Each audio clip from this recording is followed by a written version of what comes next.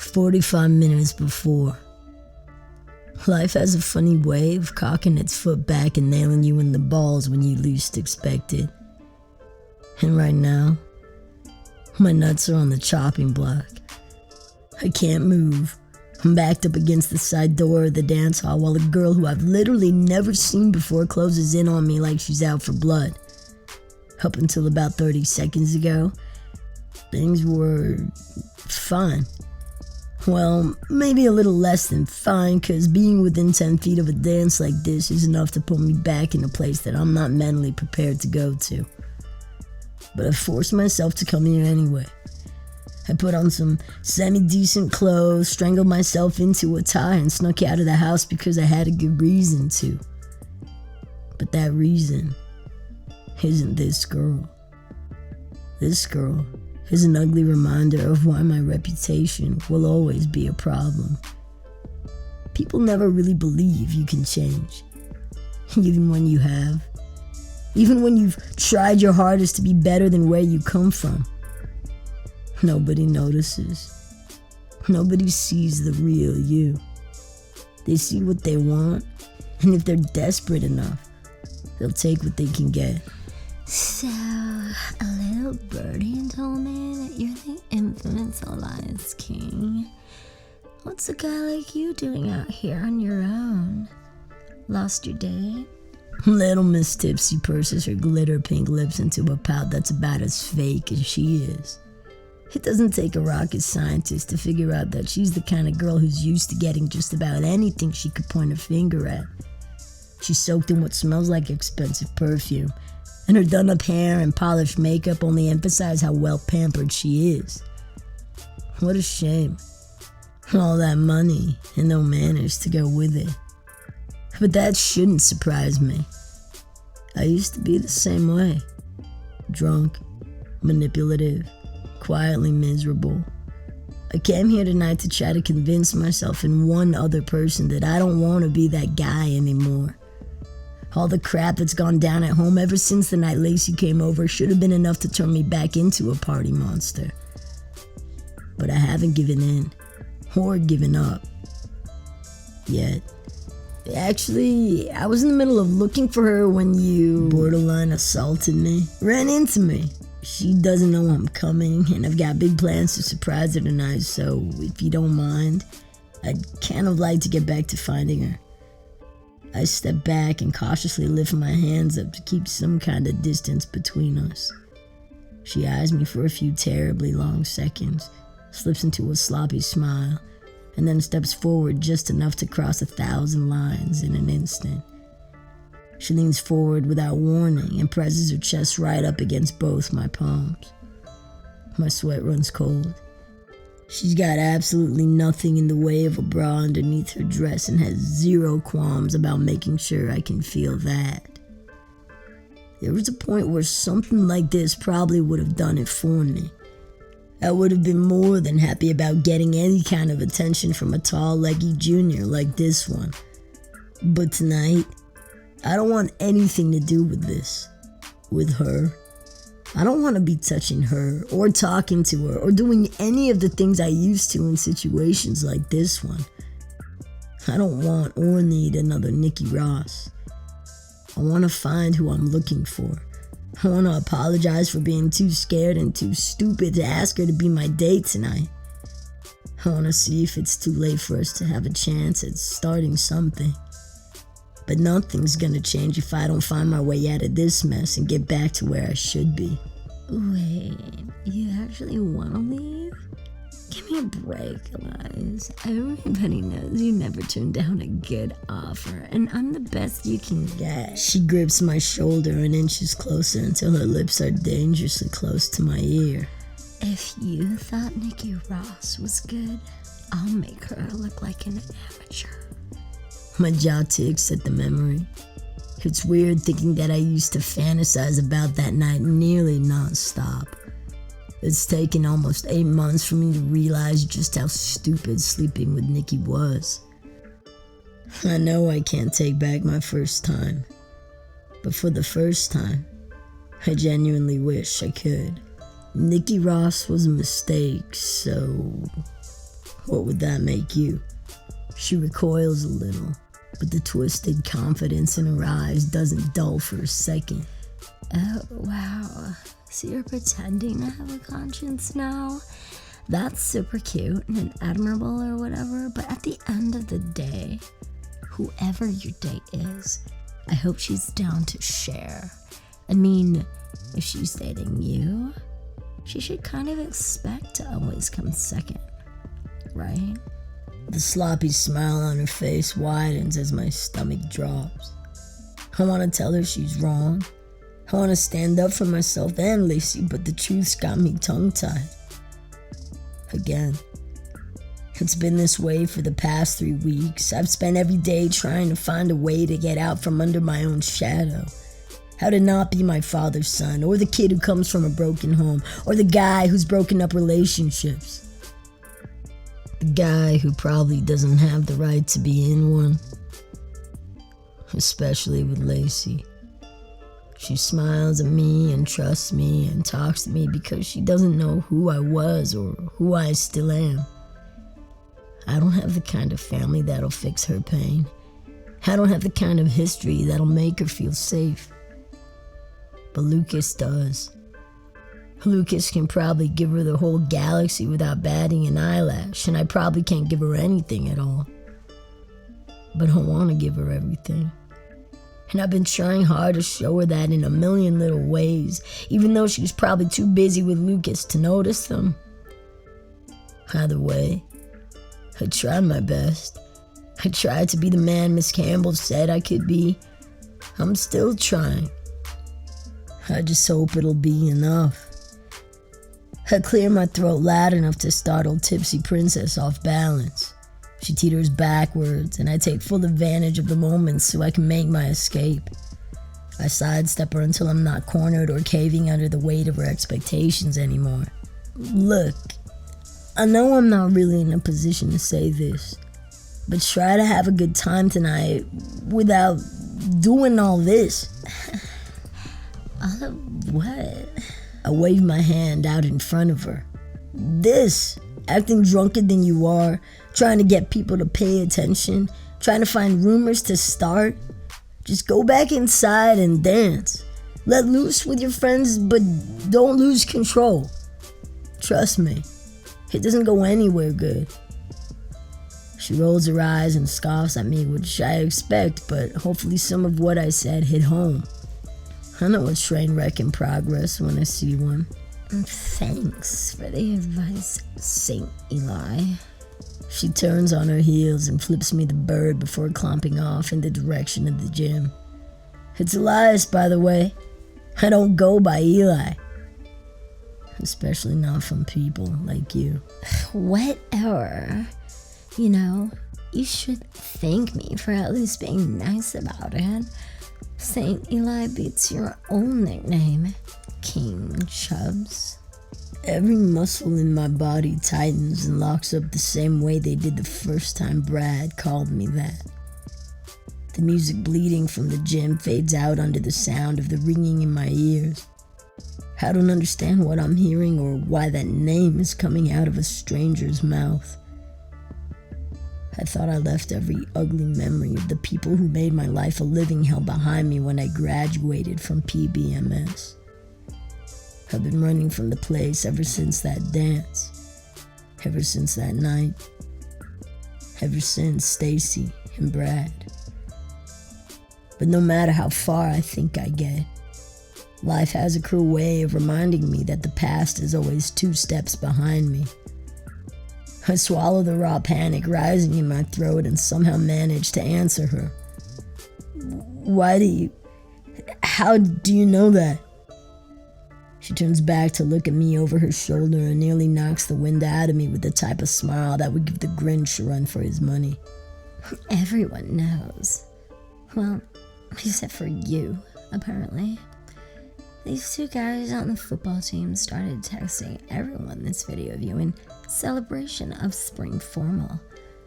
You must have really pissed them off because it was one of the worst nights of my life. Super cringeworthy. I'm surprised you showed up here, honestly. Good thing you're not fat and gross anymore, or else you'd probably be devastated. Anyway, have a great night with your date, Chubs. Hopefully she won't care about the past like the rest of us do.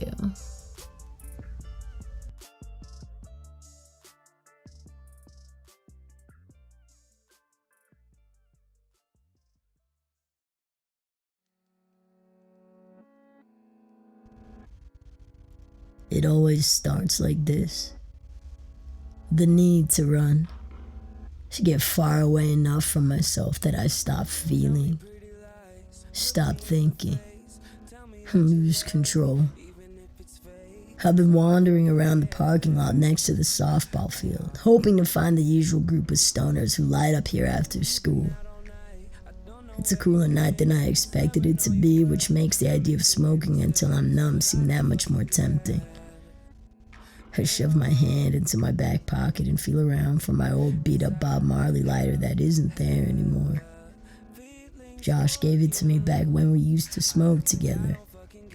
I stopped carrying it around after we stopped being friends. But right now, I miss it.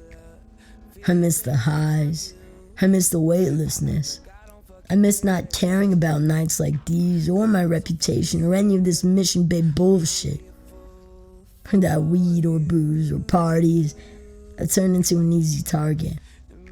And apparently, all it took was a simple text to send me right back into 8th grade chaos.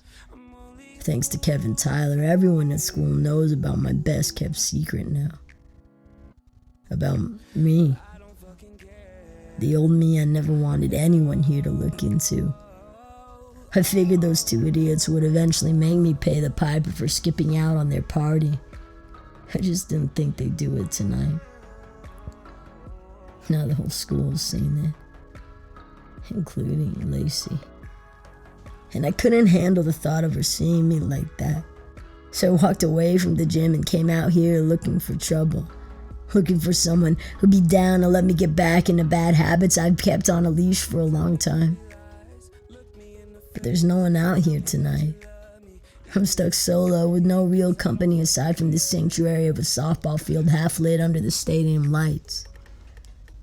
I breathe out my frustration and take one last look across the parking lot before I head towards the green. I never understood what it was about this place that made me feel a little less lonely. But lately, ever since Lacey started playing here, it's also been a way to feel close to her without actually being close enough to cause her any problems that seem to come with being close to somebody like me. And even though it's dark and quiet and empty, somehow being here makes me feel a little less of those things. Usually this field is full of light and the sound of the girls' team playing their hearts out until late in the afternoon. I've been coming here a lot these days. More than before. Just watching Lacey play from the bleachers. Luckily, she's too busy doing her best for the team to notice me. She's still learning the ropes and spends a lot of practice watching the seniors from the sidelines, but she doesn't seem to mind it.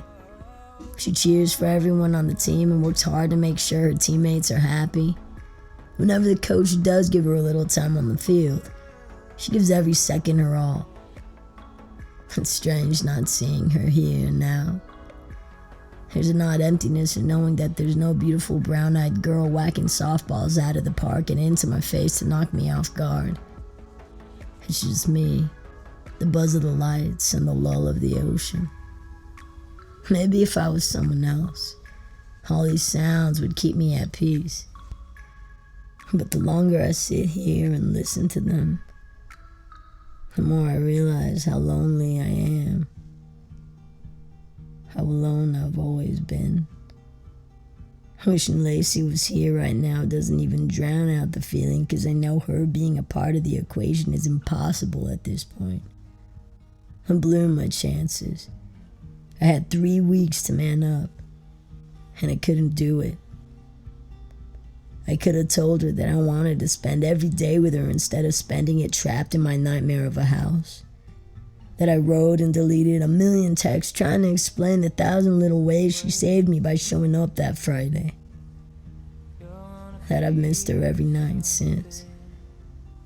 But after everything Ty and Kev just did, she's not gonna want to talk to me anymore. I wouldn't know how to face her even if she did. My head starts splitting at the seams from too many thoughts, and by the time I reach the pitcher's mound, I barely have it in me to stand. I lay down in the dirt, not really caring about ruining the clothes I wore for Lacey, shut my eyes, and put in my headphones. I need right now to breathe, to survive, to disappear out of myself for a while and go back to pretending I'm someone else.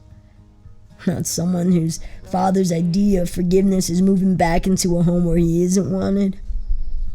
I don't know how a person can waltz back into a family he tore apart and act like all of it's behind him.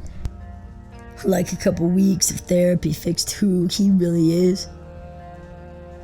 Ever since he started seeing a shrink, Dad's tried his hardest to convince everybody he's a changed man. And Mom was the first one to believe him. I don't even know how he managed to convince her to let him within 10 feet of the house. But she caved. Sometimes I think she always will. She loves him. And I don't understand it. And I will never accept it. But she does. Her heart is the most beautiful and terrifying thing about her. If Dad spins things the right way, it makes saying no to him feel impossible. Except this time, instead of screaming at her like he always does, he was calm, apologetic, like he could switch on the different parts of his personality as easy as flipping on a light switch. He's managed to pretend he's actually sorry for a whole 3 weeks, especially in front of Mom. He still comes home late from work, but he actually sits down at the dinner table and talks with her. I don't stick around for the conversations. I can't stomach being in his space for more than 30 seconds at a time because I can't and won't forgive him. But that's when me and Tanner are different, I guess. Him and Dad have had a couple serious talks behind closed doors, and apparently that was enough for Tanner to tolerate him being back in the house. I don't know why he'd even think about allowing that, but I can't. I can't do the whole fake family thing, so I've been distracting myself with useless conversations and hangouts at school, and spending time trying to get Lacey's attention after school. And now, for whatever God-given miracle of a reason, she's here, falling fast, crying hard. And I have to stop it. I need to. So I do. I lift up my hands and catch her in my arms, but that doesn't slow anything down. The force of her crashing into me sends both of us rolling across the dirt of the softball diamond at top speed. I wrap my arms around her and hold her as tight as I can until we come to a stop a couple feet away from where we collided. I open my eyes once the chaos settles and find myself hovering just inches above Lacey.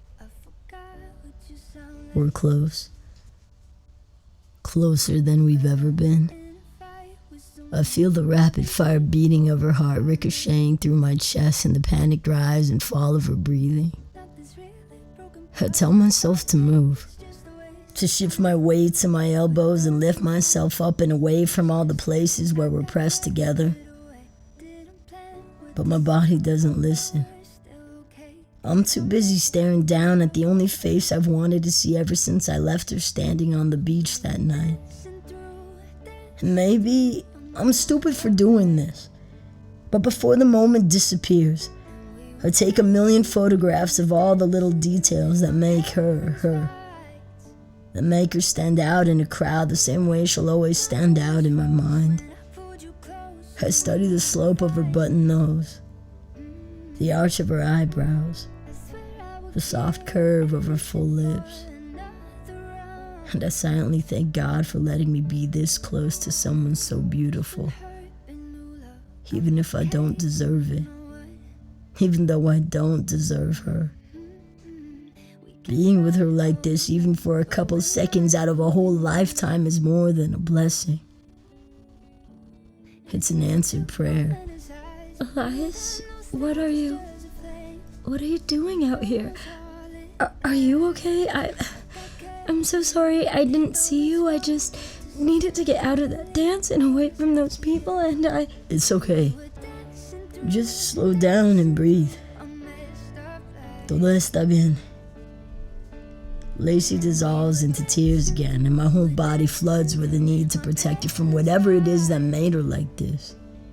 I ease off of her, rise to my feet, and offer her a hand to pull her up out of the dirt. She takes it without hesitating, lets me guide her off the ground. And as small as her gesture is, that little bit of trust means everything. At the end of 8th grade formal, nobody would touch me, talk to me, or go near me. Lacey could have kept running from me or gone back to wherever she was going. Back to Lucas, I don't know. But for some strange reason, she's still here. Standing less than a couple inches away, looking so damn beautiful in that dress I barely know what to do with myself. But I need to keep it together right now. She doesn't need the kind of guy who can't do anything else but fall all over himself because of how she looks. She needs someone who can look at her and see where her heart is. And right now, it's 3 sizes too small and beating like it's broken. Lacey wipes a couple of tears out from under her eyes with dusty hands, which doesn't exactly help the situation. Her eye makeup smears a little, so I reach out and gently rub the stains off her skin.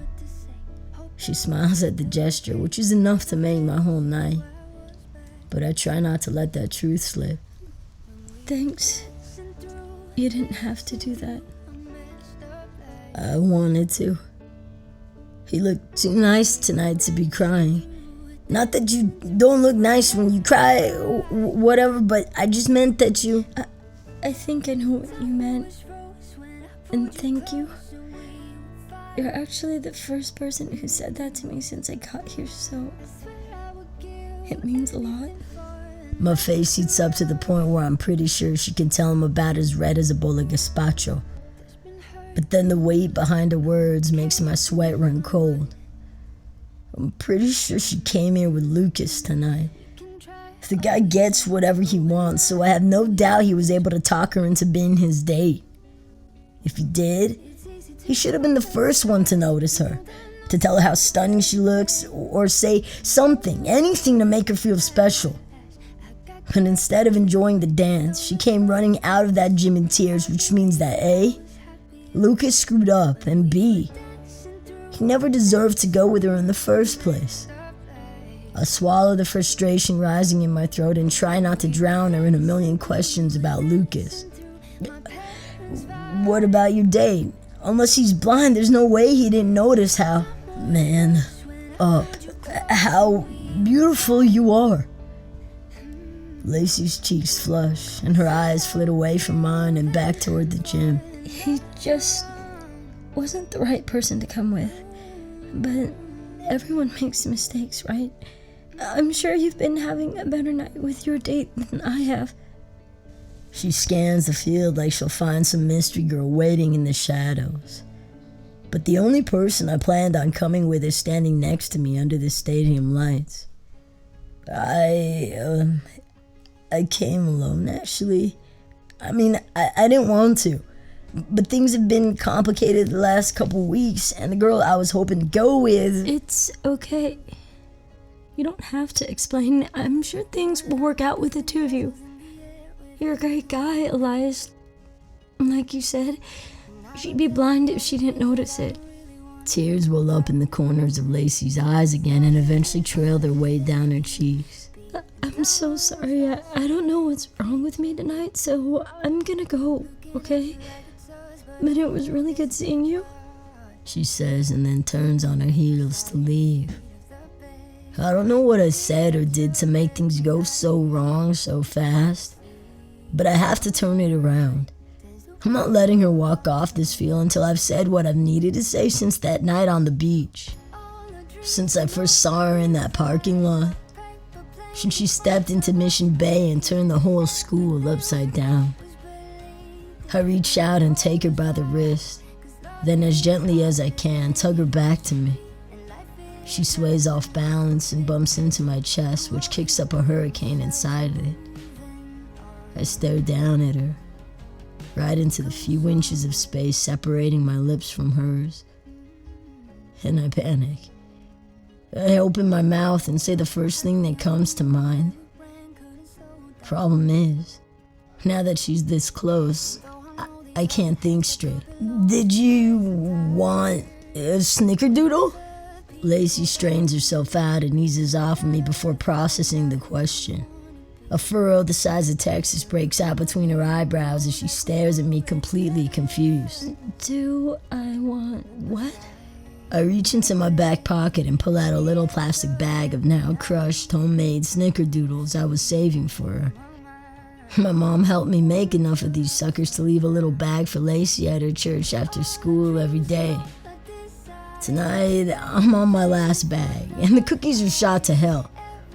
Good signs all around. The cookie, I made some with my mom because I don't really trust myself to bake anything on my own yet, but I brought these for you. I guess I figured because you liked Snickers that maybe you'd be into snickerdoodles or whatever, but you don't have to eat them if you don't want. And I promise I'm not stalking you or whatever. It's just, I saw that bag of Snickers minis in your locker that one time, so I thought this could be the next best thing if you're having a bad day, or a good day, or just a day. Sorry, I should probably stop talking. Lacey looks up at me with the stadium lights dancing in her eyes and smiles the awkwardness out of the moment. Do you want to dance with me? She bites her bottom lip like she's not sure of what I'll say. So instead of answering, I place my hands lightly on her waist, so she knows I have every intention of taking her up on her offer. I never thought you'd ask. Lucky for you, I've got playlists for this kind of thing. She breaks out into the kind of laugh that could light up the night. I'm happy with whatever you choose.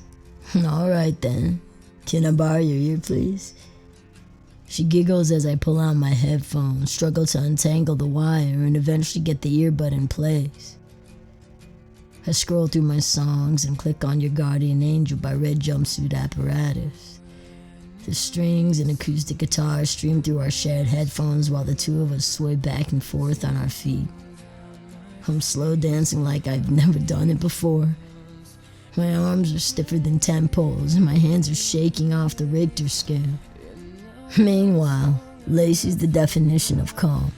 She's got her hands gently resting on my shoulders and is close enough to give me a heart attack, but she doesn't even know it. Lacey's eyes are closed as she moves perfectly in time with the music. Meanwhile, I'm panicking about the moment it'll end. And then it does. Prematurely. My iPhone decides to kill itself right in the middle of the best part of the song, and then the whole field goes quiet. Terribly quiet, and I don't know what to do or how to respond. So I break it with a tsunami of words that'll probably make things even more awkward than they already are. Sorry, freaking iPhone's right. I mean, I can hum the rest of the song for you if you want, but I suck at singing, so he'll probably beg me to stop like 30 seconds in. Anyway, if you still want to dance, we can. Or if you want to talk or just stand here pseudo-dancing, we can do that too. Just say the word and I'll do whatever.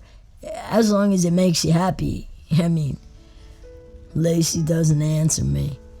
Her whole body slows to a stop. And suddenly, she's so still and quiet that I can barely hear her breathing. But in the space of that silence, she kisses me. She kisses me so softly, carefully, and intentionally that I'm left completely confused and lost in the smell of her perfume and her quiet intensity and the weight of everything she's saying in this single moment. But then it ends as quickly as it came. Her lips leave mine unexpectedly, fast enough to make me question if everything that just happened was real. My eyes drop to Lacey's mouth as she whispers out a ghost of an apology. But I don't let her finish it. I kiss her back. I thread my fingers through her hair and I kiss her till our lips are sore and the moment stretches out for a mile. Till we both believe that we are more than the sum of our sadness, and that our past mistakes don't own any part of this moment. I kiss her and erase every single reckless night with every person that came before. Because as of tonight, all of my firsts belong to her.